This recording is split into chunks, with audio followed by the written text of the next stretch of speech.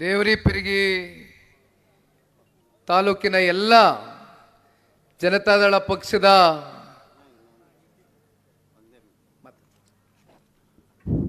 ಬಂಧುಗಳೇ, ನಾನು ನಿಖಿಲ್ ಅಣ್ಣರಿಗೆ ಹೇಳ್ತಿದ್ದೆ, ನಮ್ಮ ಸೈಡ್ ಬರ್ರಿ, ನೀವು ರಾಜಕೀಯ ನಾಯಕರ ಜೋಡಿ ಫಿಲ್ಮ್ ಸ್ಟಾರ್ ಓದಿರಿ, ನಮ್ಮ ಜನ ನಿಮಗೆ ಬಹಳ ಪ್ರೀತಿ ಮಾಡ್ತಾರಂತೇಳಿ ಅದನ್ನ ಇವತ್ತು ಅವ್ರು ಕಂಡ್ಕೊಂಡಿರ್ಬೇಕಂತ ನನ್ನ ಭಾವನೆ. ಅದೇ ರೀತಿ ನಮ್ಮ ಕುಮಾರಣ್ಣವರು ಡೆಲ್ಲಿಗೆ ಹೋದ್ಮೇಲೆ ನಾವು ಕುಮಾರಣ್ಣ ಕೂಡಿ ಇವ್ರಿಗೆ ಹೇಳೇವಿ, ಪಕ್ಷ ಕಟ್ಟೋದು ರಾಜ್ಯ ಸುತ್ತೋದು ಹೆಂಗೆ ಚಂದ್ರಬಾಬು ನಾಯ್ಡು ಅವ್ರ ಮಗ ಅಲ್ಲಿ ಚಂದ್ರಬಾಬು ನಾಯ್ಡು ಅವ್ರ ಮುಖ್ಯಮಂತ್ರಿ ಮಾಡಿದ್ರು, ಆ ಹೊರೆಯನ್ನು ಇವ್ರಿಗೆ ಹೊರಿಸಿದ್ದೀವಿ. ಅವ್ರು ಚಾಚು ತಪ್ಪದೆ ಮಾಡ್ತಾರೆ. ಅದಕ್ಕೆ ನಿಮ್ಮೆಲ್ಲರ ಪ್ರೀತಿ ವಿಶ್ವಾಸ ಆಶೀರ್ವಾದ ಅವ್ರ ಮೇಲೆ ಇರಲಿ. ಬರುವಂಥ ಒಳ್ಳೆಯ ದಿನಮಾನದಾಗ ನಾನು ಸತ್ಯನೇ ಹೇಳಿಕ್ಕೆ ಬಯಸ್ತೀನಿ. ಅವ್ರಿಗೆ ಒಳ್ಳೆಯ ಅವಕಾಶ ಬರ್ತದೆ, ನಮ್ಮ ನಾಯಕರಾಗಿ ನಾವು ನೋಡ್ತೀವನ್ನಂತ ಮಾತನ್ನು ಹೇಳಿ ಅವ್ರಿಗೆ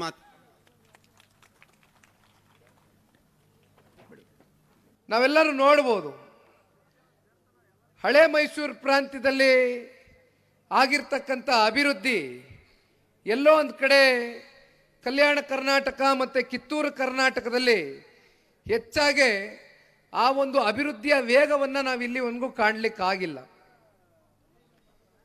ನಿನ್ನೆಯ ದಿನ ಅಷ್ಟೇ ರಾಜ್ಯದ ಗೌರವಾನ್ವಿತ ಮುಖ್ಯಮಂತ್ರಿಗಳು ಉಪಮುಖ್ಯಮಂತ್ರಿಗಳ ಹಾದಿಯಾಗಿ ಸರ್ಕಾರ ಒಂದು ದೊಡ್ಡ ಸಾರ್ವಜನಿಕ ಸಭೆಯನ್ನು ಆಯೋಜನೆ ಮಾಡ್ಕೊಂಡಿದ್ರು. ಅದರಲ್ಲಿ ನಿನ್ನೆಯ ದಿನ ಕೆಲವೊಂದಷ್ಟು ಕಡೆ ಶಂಕುಸ್ಥಾಪನೆಗಳು, ಕೆಲವೊಂದಷ್ಟು ಕಡೆ ಭೂಮಿ ಪೂಜೆಯನ್ನು ನೆರವೇರಿಸುವ ಮೂಲಕ ರಾಜ್ಯದ ಮುಖ್ಯಮಂತ್ರಿಗಳು ಉಪಮುಖ್ಯಮಂತ್ರಿಗಳು ಹತ್ತತ್ರ 4,500 ಕೋಟಿಯಷ್ಟು ಅನುದಾನವನ್ನು ಈ ಜಿಲ್ಲೆಯ ಸಮಗ್ರ ಅಭಿವೃದ್ಧಿಗೆ ಅಂತಕ್ಕಂಥದ್ದನ್ನು ಘೋಷಣೆಯನ್ನು ಮಾಡಿದ್ದಾರೆ. ಆದರೆ ಇವತ್ತು ಕೇವಲ ನೀವು ಶಂಕುಸ್ಥಾಪನೆ ಮಾಡಿ ಭೂಮಿ ಪೂಜೆಯನ್ನು ನೆರವೇರಿಸಿದ ತಕ್ಷಣ ನೀವು ಕೊಟ್ಟಿರ್ತಕ್ಕಂಥ ಈ ಮಾತುಗಳು ಕಾರ್ಯಗತ ಆಗಲಿಕ್ಕೆ ಸಾಧ್ಯವ ಅಂತಕ್ಕಂಥದ್ದನ್ನ ಇವತ್ತು ಈ ಸಂದರ್ಭದಲ್ಲಿ ನಾವು ಪ್ರಶ್ನೆ ಮಾಡಬೇಕಾಗ್ತದೆ. ಇದೇ ಥರ ಮಲೆ ಮಹದೇಶ್ವರ ಬೆಟ್ಟಕ್ಕೆ ಸಂಪೂರ್ಣ ಸಚಿವ ಸಂಪುಟ ಕೂತು ಅಲ್ಲೂ 3,500 ಕೋಟಿಯಷ್ಟು ಅನುದಾನವನ್ನು ಜಿಲ್ಲೆಯ ಸಮಗ್ರ ಅಭಿವೃದ್ಧಿಯ ದೃಷ್ಟಿಯಿಂದ ಕೊಡ್ತೇವೆ ಅಂತಕ್ಕಂಥದ್ದನ್ನ ಘೋಷಣೆ ಮಾಡಿ ಬಂದರು. ಅಲ್ಲಿಂದ ಮತ್ತೆ ನಂದಿ ಬೆಟ್ಟಕ್ಕೆ ಹೋದರು, ಅಲ್ಲೂ ಹತ್ತತ್ರ 3,500 ಕೋಟಿಯಷ್ಟು ಹಣವನ್ನು ಇಟ್ಟಿದ್ದೇವೆ ಅಂತಕ್ಕಂಥದ್ದನ್ನ ಘೋಷಣೆಯನ್ನು ಮಾಡಿ ಬಂದರು. ಇಲ್ಲಿಯವರೆಗೂ ಎಷ್ಟರ ಮಟ್ಟಕ್ಕೆ ಆ ಘೋಷಣೆ ಫಲಕಾರಿಯಾಗಿ ಇವತ್ತು ನಮ್ಮ ಕಣ್ಣು ಮುಂದೆ ನಿಂತಿದೆ ಅಂತಕ್ಕಂಥದ್ದನ್ನ ಇವತ್ತು ನಾವು ಪ್ರಶ್ನೆ ಮಾಡಬೇಕಾಗ್ತದೆ. ರಾಜ್ಯ ಸರ್ಕಾರ ಕಳೆದ 2.25 ವರ್ಷದಿಂದ 5 ಗ್ಯಾರಂಟಿಗಳನ್ನ ಸಮರ್ಪಕವಾಗಿ ಪ್ರತಿ ತಿಂಗಳು ಜನರ ಖಾತೆಗಳಿಗೆ ಅದೆಂಥದೋ ಗೃಹಲಕ್ಷ್ಮಿ ಅಂತೆ, ಯುವನಿಧಿ ಅಂತೆ, ಗೃಹ ಜ್ಯೋತಿ ಅಂತೆ ಹೇಳ್ಕೊಂಡ್ರು. ಅವರ ಪ್ರಣಾಳಿಕೆಯಲ್ಲಿ ಪ್ರತಿ ತಿಂಗಳು ಚಾಚು ತಪ್ಪದಿರ ನಿಮ್ಮ ಖಾತೆಗಳಿಗೆ ಸರ್ಕಾರ ಕೊಟ್ಟಂತ ಮಾತು, ಅವತ್ತೇನು ಅವ್ರ ಆಡಳಿತದಲ್ಲಿ ಇರಲಿಲ್ಲ, ಚುನಾವಣೆ ಸಮೀಪದಲ್ಲಿ ಪ್ರಣಾಳಿಕೆ ಬಿಡುಗಡೆ ಮಾಡಿದ್ರು, ಹೇಳಿದ್ರು ಸಮರ್ಪಕವಾಗಿ ಕೊಡ್ತೇವೆ, ಪ್ರತಿ ತಿಂಗಳು ಕೊಡ್ತೇವೆ ಅಂತ ಹೇಳಿದ್ರು.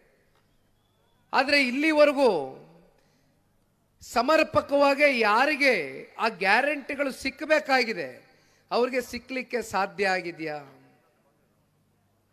ಈ ರಾಜ್ಯದ ಉಪಮುಖ್ಯಮಂತ್ರಿಗಳು ಸಾರ್ವಜನಿಕ ಸಭೆಯಲ್ಲಿ ಹೇಳ್ತಾರೆ 2,000 ರೂಪಾಯಿ ಕೊಡ್ತಾ ಇದ್ದೇವೆ, ಹೆಣ್ಣು ಮಕ್ಕಳ ಸಬಲೀಕರಣ ಇದರಿಂದ ಆಗ್ತದೆ ಅಂತಕ್ಕಂಥದ್ರ ಬಗ್ಗೆ ಹೇಳ್ತಾರೆ.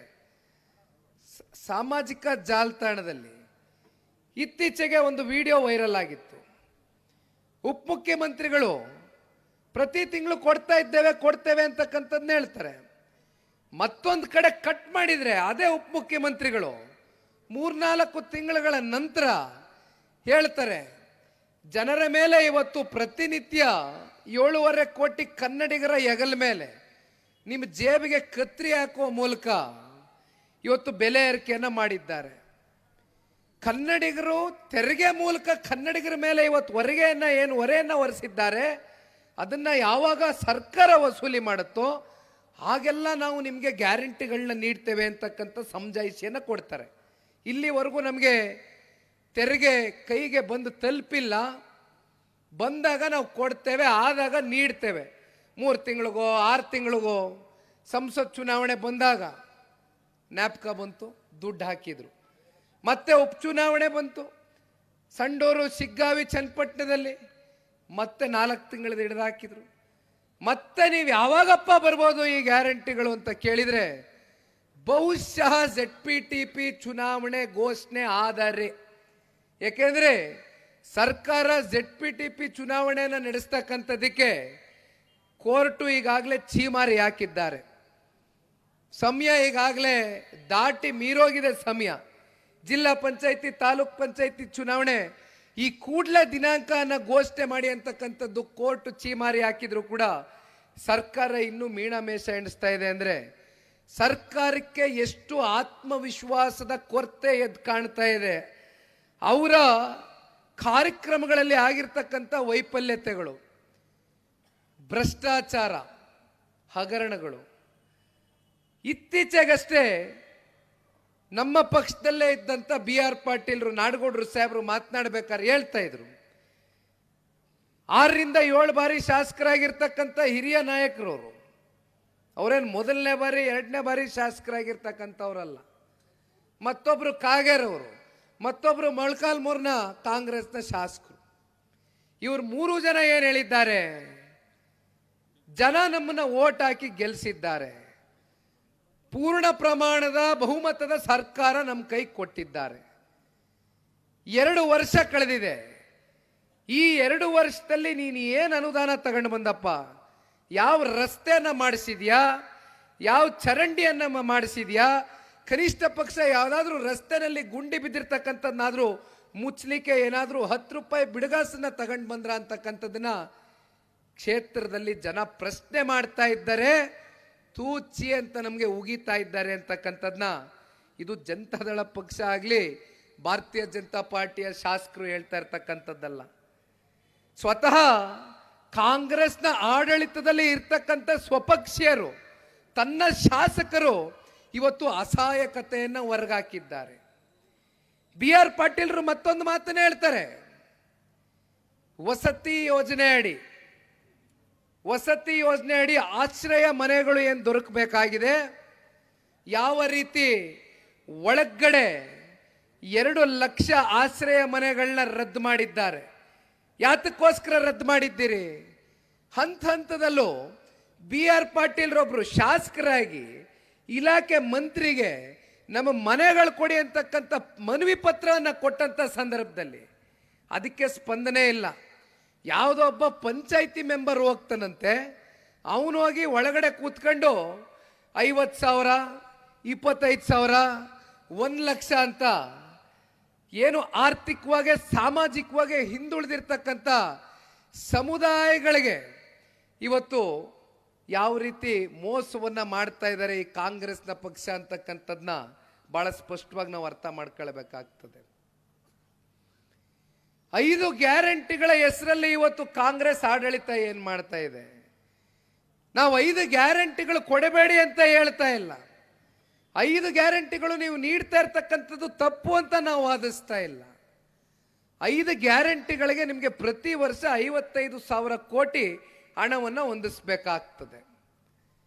ಏನ್ ದೊಡ್ಡ ವಿಚಾರ ಏನಲ್ಲ. 4.5 ಲಕ್ಷ ಕೋಟಿ ನಮ್ಮ ರಾಜ್ಯದ ದೊಡ್ಡ ಗಾತ್ರದ ಬಡ್ಜೆಟ್. ಸನ್ಮಾನ್ಯ ಸಿದ್ದರಾಮಣ್ಣ ಅವರು 16ನೇ ಬಡ್ಜೆಟ್ ಅನ್ನ ಮಂಡನೆ ಮಾಡಿದ್ದೇನೆ, ದೊಡ್ಡ ಪ್ರಮಾಣದ ಬಡ್ಜೆಟ್ ಅನ್ನ ಕೊಟ್ಟಿದ್ದೇನೆ ಅಂತಕ್ಕಂಥ ಬೆನ್ನನ್ನ ತಟ್ಕೊಂಡ್ರು. ಆದ್ರೆ ಮುಖ್ಯಮಂತ್ರಿಗಳು ನಮ್ಮ ರಾಜ್ಯದ ನಿಜವಾದಂತ ಆರ್ಥಿಕ ಪರಿಸ್ಥಿತಿ ಏನಾಗಿದೆ ಅಂತಕ್ಕಂಥ ಶ್ವೇತಪತ್ರವನ್ನು ಹೊರಡಿಸ್ಲಿಕ್ಕೆ ಸಾಧ್ಯವ ಅಂತಕ್ಕಂಥದನ್ನ ಈ ಸಂದರ್ಭದಲ್ಲಿ ವೇದಿಕೆ ಮೇಲೆ ನಮ್ಮ ಮಾಧ್ಯಮದ ಮಿತ್ರರಿದ್ದಾರೆ, ನಾನು ಪ್ರಶ್ನೆ ಮಾಡ್ಲಿಕ್ಕೆ ಬಯಸ್ತೇನೆ. ಸುಮ್ಮನೆ 4,500 ಕೋಟಿ ನಾವು ಘೋಷಣೆ ಮಾಡಿಬಿಟ್ಟಿದ್ದೇವೆ. ಅಲ್ಲೆಲ್ಲೋ ಬಂದ್ರು ಶಂಕುಸ್ಥಾಪನೆ ಮಾಡಿದ್ರು, ಇಲ್ಲೆಲ್ಲ ಬಂದ್ರು ಭೂಮಿ ಪೂಜೆ ಮಾಡಿದ್ರು, ಒಂದಿನ ಬಂದ್ರು ಸಾರ್ವಜನಿಕ ವಲಯದಲ್ಲಿ ಆಯಾ ಜಿಲ್ಲೆಗಳಲ್ಲಿ ಭಾಷಣ ಮಾಡಿ ಹೊರಟರು. ಆದ್ರೆ ನಿಜಕ್ಕೂ ನಿಮ್ಮ ಆರ್ಥಿಕ ಪರಿಸ್ಥಿತಿ ಏನಿದೆ? ಕರ್ನಾಟಕ ರಾಜ್ಯವನ್ನ ಆರ್ಥಿಕ ಸುನಾಮಿ ಆಗ್ತಕ್ಕಂಥದಕ್ಕೆ ಇವತ್ತು ಪೂರಕವಾಗಿ ನಮ್ಮ ರಾಜ್ಯದ ಜನತೆ ಮೇಲೆ ಇವತ್ತು ಸಾಲವನ್ನು ಹೊರಿಸ್ತಕ್ಕಂಥ ಕೆಲಸ ಮಾಡ್ತಾ ಇದ್ದೀರಿ. ಕಾಂಗ್ರೆಸ್ ಇವತ್ತು ಈ ದೇಶದಲ್ಲಿ ಆಡಳಿತದಲ್ಲಿ ಇರ್ತಕ್ಕಂಥದ್ದು ಕೇವಲ 3 ರಾಜ್ಯದಲ್ಲಿ. ಒಂದು ಹಿಮಾಚಲ್ ಪ್ರದೇಶ, ಒಂದು ತೆಲಂಗಾಣ, ಮತ್ತೊಂದು ಕರ್ನಾಟಕ ರಾಜ್ಯ. ಇದೇ ಗ್ಯಾರಂಟಿಗಳ ಹೆಸರಲ್ಲಿ ಹಿಮಾಚಲ್ ಪ್ರದೇಶದಲ್ಲಿ ಕಾಂಗ್ರೆಸ್ನ ಆಡಳಿತ, ಅಲ್ಲಿನ ಕಾಂಗ್ರೆಸ್ನ ಮುಖ್ಯಮಂತ್ರಿಗಳು ಗ್ಯಾರಂಟಿ ಕೊಡ್ತೇನೆ ಅಂತ ಹೇಳಿದ್ರು. ಅನೇಕ ಬಾರಿ ಇತ್ತೀಚಿನ ದಿನಗಳಲ್ಲಿ ಪತ್ರಿಕೆಗಳಲ್ಲಿ ಪ್ರಕಟಣೆ ಆಗಿರ್ತಕ್ಕಂಥ ಸುದ್ದಿಯನ್ನು ಓದಿದ್ದೇವೆ. ಹಿಮಾಚಲ ಪ್ರದೇಶ ಈಗಾಗಲೇ ಸಂಪೂರ್ಣವಾಗಿ ಆರ್ಥಿಕ ಸುನಾಮಿಯತ್ತ ನೆಲ ಕಚ್ಚಿಬಿಟ್ಟಿದೆ. ಮತ್ತೊಂದು ಕಡೆ ತೆಲಂಗಾಣ ರಾಜ್ಯದ ಮುಖ್ಯಮಂತ್ರಿಗಳು ಹೇಳ್ತಾರೆ, ನಾನು ಈ ರಾಜ್ಯದ ಮುಖ್ಯಮಂತ್ರಿಗಳಾಗೋದಕ್ಕಿಂತ ಮುಂಚಿತವಾಗಿ ರಾಜ್ಯದ ಆರ್ಥಿಕ ಪರಿಸ್ಥಿತಿ ಬಗ್ಗೆ ನನಗೆ ಪರಿಜ್ಞಾನ ಇರಲಿಲ್ಲ. ನಾನು 5 ಗ್ಯಾರಂಟಿ ಕೊಡ್ತೇನೆ ಅಂತ ಹೇಳಿದೆ, ಘೋಷಣೆನೂ ಮಾಡಿಬಿಟ್ಟೆ. ಈಗ ನನ್ನ ಮುಂದೆ ಇರ್ತಕ್ಕಂಥ ಪ್ರಶ್ನೆ, ನಾನು ನೌಕರರಿಗೆ ದುಡ್ಡನ್ನು ಕೊಡಬೇಕಾ, ಅಥವಾ ಸರ್ಕಾರಿ ಕಚೇರಿಗಳು ನಡೀತಕ್ಕಂಥದ್ದಕ್ಕೆ ವ್ಯವಸ್ಥೆಯನ್ನು ಮಾಡಬೇಕಾ, ಅಥವಾ ಅಭಿವೃದ್ಧಿಗೆ ಅನುದಾನವನ್ನು ಕೊಡಬೇಕಾ, ಅಥವಾ ಗ್ಯಾರಂಟಿಗಳನ್ನ ಕೊಡಬೇಕಾ ಅಂತಕ್ಕಂಥದ್ದು ನನಗೆ ಅರ್ಥ ಆಗ್ತಾ ಇಲ್ಲ. ಮಾತನ್ನ ಕೊಟ್ಟುಬಿಟ್ಟಿದ್ದೇನೆ, ಯಾವುದನ್ನ ಬಿಡಬೇಕು, ಯಾವುದನ್ನ ಕಟ್ಕೋಬೇಕು ಅಂತ ನನಗೆ ಅರ್ಥ ಆಗ್ತಾ ಇಲ್ಲ ಅಂತ ಅವರು ಕೂಡ ಅಸಹಾಯಕರಾಗಿ ಮಾತನಾಡ್ತಾ ಇದ್ದಾರೆ. ದಯಮಾಡಿ ರಾಜ್ಯ ಸರ್ಕಾರ ವಾಸ್ತು ಅಂಶ ಮಾತಾಡಿ, ಇರ್ತಕ್ಕಂಥ ಪರಿಸ್ಥಿತಿನ ಇವತ್ತು ಈ ರಾಜ್ಯದ ಜನತೆ ಮುಂದೆ ತೆರೆದಿಡಿ. ಯಾಕೆಂದ್ರೆ ನೀವೇನೋ ಗ್ಯಾರಂಟಿ ಕೊಡ್ತೀನಿ ಅಂತ ಆಡಳಿತಕ್ಕೆ ಬಂದ್ಬಿಟ್ಟಿದ್ದೀರಿ.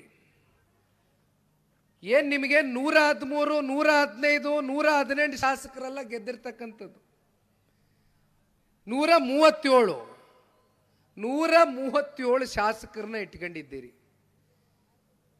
ನಿಮಗೆ ಸಮ್ಮಿಶ್ರ ಸರ್ಕಾರದಲ್ಲಿ ಇರ್ತಕ್ಕಂಥ ಒತ್ತಡಗಳ ಬಗ್ಗೆ ಪಾಪ ನಿಮಗೆ ಅರಿವಿಲ್ಲ.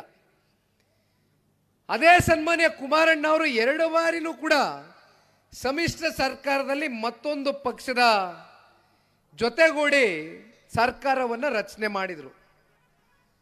ಮೊದಲನೇ ಬಾರಿ ಈ ರಾಜ್ಯದ ಮುಖ್ಯಮಂತ್ರಿಗಳಾಗ್ತಾರೆ ಸನ್ಮಾನ್ಯ ಕುಮಾರಣ್ಣ ಅವರು. ಅತ್ಯಂತ ಚಿಕ್ಕ ವಯಸ್ಸಿನಲ್ಲಿ ಕೆಲವೊಂದಷ್ಟು ಜನ ಅಂದಿನ ಶಾಸಕ ಮಿತ್ರರ ಸಹಕಾರದಿಂದ ಪಕ್ಷವನ್ನ ಉಳಿಸಬೇಕು ಅಂತಕ್ಕಂಥ ವಿಚಾರ ಅವ್ರ ಮುಂದೆ ಬಂದು ನಿಂತಂತ ಸಂದರ್ಭದಲ್ಲಿ ಸನ್ಮಾನ್ಯ ಕುಮಾರಣ್ಣ ಅವರು ತಗೊಂಡಂತ ದಿಟ್ಟವಾದಂಥ ನಿರ್ಧಾರ, ಹೆಜ್ಜೆ, ಈ ರಾಜ್ಯದ ಮುಖ್ಯಮಂತ್ರಿಗಳಾಗಿ ಬಹಳ ಕಮ್ಮಿ ವಯಸ್ಸು, ಚಿಕ್ಕ ವಯಸ್ಸು, 43-44 ವರ್ಷ ವಯಸ್ಸಿನಲ್ಲಿ ಈ ರಾಜ್ಯದ ಚುಕ್ಕಾಣಿಯನ್ನು ಹಿಡಿತಾರೆ. ಬಹುಶಃ ಅವರು ಕೊಟ್ಟಂತ ಆಡಳಿತ, ಅವರು ಕೊಟ್ಟಿರ್ತಕ್ಕಂಥ ಜನಪರವಾದಂಥ ಕಾರ್ಯಕ್ರಮ, ಆ 20 ತಿಂಗಳಲ್ಲಿ ಸನ್ಮಾನ್ಯ ಕುಮಾರಣ್ಣ ಅವರು ಈ ರಾಜ್ಯದ ಮುಖ್ಯಮಂತ್ರಿಗಳಾಗಿ ಜನತಾ ದರ್ಶನ ಒಂದು ಕಡೆ, ಗ್ರಾಮ ವಾಸ್ತವ್ಯ ಒಂದು ಕಡೆ, ಲಾಟ್ರಿಯನ್ನ, ಸಾರಾಯನ್ನ ನಿಷೇಧ ಮಾಡಿದಂಥದ್ದು, ಈ ರೀತಿ 20 ತಿಂಗಳು, ಕೇವಲ 20 ತಿಂಗಳಲ್ಲಿ ಅವ್ರು ಕೊಟ್ಟಂತ ಜನಪರವಾದಂಥ ಕಾರ್ಯಕ್ರಮ ಇವತ್ತು ಕೂಡ ರಾಜ್ಯದ 7.5 ಕೋಟಿ ಕನ್ನಡಿಗರ ಹೃದಯದಲ್ಲಿ ಶಾಶ್ವತವಾಗಿ ಉಳಿದಿದೆ. ತದನಂತರ 2018ರಲ್ಲಿ ಮತ್ತೆ ಇದೇ ಕಾಂಗ್ರೆಸ್ನವರೇ ಬಂದರು, ನಿಮ್ಮನ್ನು ಮುಖ್ಯಮಂತ್ರಿ ಮಾಡ್ತೇವೆ 5 ವರ್ಷಗಳ ಕಾಲ, ನಾವು ಯಾವುದೇ ರೀತಿ ನಿಮಗೆ ಸಮಸ್ಯೆ ಆಗದೆ ಇರತಕ್ಕಂಥ ನಿಟ್ಟಿನಲ್ಲಿ ಬೆಂಬಲವನ್ನು ಕೊಡ್ತೇವೆ ಅಂತ ಬಂದರು. ಆ 14 ತಿಂಗಳಲ್ಲಿ ಸನ್ಮಾನ್ಯ ಕುಮಾರಣ್ಣ ಅವರು ರೈತರ ಪರವಾಗಿ ಒಂದು ಮಾತನ್ನ ಕೊಡ್ತಾರೆ. ಯಾತಕ್ಕೋಸ್ಕರ ಈ ಮಾತನ್ನ ಕೊಡ್ತಾರೆ ಅಂದ್ರೆ, 2013 ಮತ್ತೆ 2018 ಆ ವೇಳೆ ಕಾಂಗ್ರೆಸ್ನ ಸರ್ಕಾರ, ಇಂದಿನ ರಾಜ್ಯದ ಮುಖ್ಯಮಂತ್ರಿಗಳೇ ಅವತ್ತು ಮುಖ್ಯಮಂತ್ರಿಗಳಾಗಿರ್ತಾರೆ. ಸರಿಯಾದ ಸೂಕ್ತವಾದಂಥ ಸಮಯಕ್ಕೆ ಮಳೆ ಬೆಳೆ ಆಗ್ಲಿಕ್ಕಿಲ್ಲ. ಆ ಸಂದರ್ಭದಲ್ಲಿ ರೈತರು ಸಂಕಷ್ಟಕ್ಕೆ ಒಳಗಾದಂಥ ಸಂದರ್ಭ. ಆ ಸನ್ನಿವೇಶ ಸನ್ಮಾನ್ಯ ಕುಮಾರಣ್ಣ ಅವರು ಆಡಳಿತ ಪಕ್ಷದಲ್ಲಿ ಇರಲಿಲ್ಲ. ರಾಯಚೂರಿನಲ್ಲೂ ಕೂಡ ಬಹುಶಃ 28 ಜನ ರೈತಾಪಿ ಕುಟುಂಬಗಳಿಗೆ 50,000 ಧನ ಸಹಾಯವನ್ನ ಮಾಡಿದ್ರು. ಕೇವಲ ಹಳೆ ಮೈಸೂರು ಪ್ರಾಂತ್ಯಕ್ಕಷ್ಟೇ ಸನ್ಮಾನ್ಯ ಕುಮಾರಣ್ಣ ಅವರು ಸೀಮಿತವಾಗಿರ್ತಕ್ಕಂಥ ನಾಯಕರಲ್ಲ. ಎಲ್ಲೆಲ್ಲಿ ರೈತಾಪಿ ವರ್ಗ ಸಂಕಷ್ಟದಲ್ಲಿದ್ರು ರೈತರ ಪರವಾಗಿ ನೆರವಾಗ್ತಕ್ಕಂಥ ಕೆಲಸ ಮಾಡಿದ್ರು. ಅವತ್ತು ಸನ್ಮಾನ್ಯ ಕುಮಾರಣ್ಣ ಅವರು ಒಂದು ದೃಢ ಸಂಕಲ್ಪವನ್ನು ಮಾಡ್ತಾರೆ. ಒಮ್ಮೆ ಆದರೂ ಸರಿ ನಾನು ರೈತರ ಸಂಪೂರ್ಣ ಸಾಲ ಮನ್ನಾ ಮಾಡಬೇಕು ಅಂತಕ್ಕಂಥ ಮಾತನ್ನ 2018ರ ಚುನಾವಣೆ ಸಂದರ್ಭದಲ್ಲಿ ನಾವೆಲ್ಲರೂ ಸನ್ಮಾನ್ಯ ಕುಮಾರಣ್ಣ ಅವರು ಕೊಟ್ಟಂತ ಮಾತನ್ನ ನಮ್ಮ ಪಕ್ಷದ ಅಭ್ಯರ್ಥಿಗಳು ಎತ್ತಿಡಿತಾರೆ. ಮಾತೇನೋ ಕೊಟ್ಟರು, ಕೇವಲ 14 ತಿಂಗಳಲ್ಲಿ ಬಂದಂಥದ್ದು 37 ಸ್ಥಾನ ಅಷ್ಟೇ. ನಮಗೆ 137 ಸ್ಥಾನ ಬರಲಿಲ್ಲ, ಕೇವಲ 37 ಸ್ಥಾನ. ಬಹಳ ಸುಲಭ ಕುಮಾರಣ್ಣ ಒಂದು ಮಾತು ಹೇಳ್ಬೋದಾಗಿತ್ತು. ಯಾಕೆಂದ್ರೆ ಕುಮಾರಣ್ಣ ಅವರು ರಾಜ್ಯದ ಜನತೆಗೆ ಕೈ ಜೋಡಿಸಿ ಮನವಿಯನ್ನ ಮಾಡಿದ್ರು. ಒಮ್ಮೆ ಸಂಪೂರ್ಣ ಬಹುಮತದ ಸರ್ಕಾರವನ್ನ ಜನತಾದಳ ಪಕ್ಷಕ್ಕೆ ಕೊಡಿ, ರೈತರ ಸಾಲ ಮನ್ನಾನೂ ಮಾಡ್ತೇನೆ, ಅದು ಪೂರಕವಾಗಿ ಅಭಿವೃದ್ಧಿನೂ ಮಾಡ್ತೇನೆ ಅಂತ ಹೇಳಿದ್ರು. ಆದರೆ ನಮಗೆ ಕೇವಲ 37 ಸ್ಥಾನ ಬಂತು.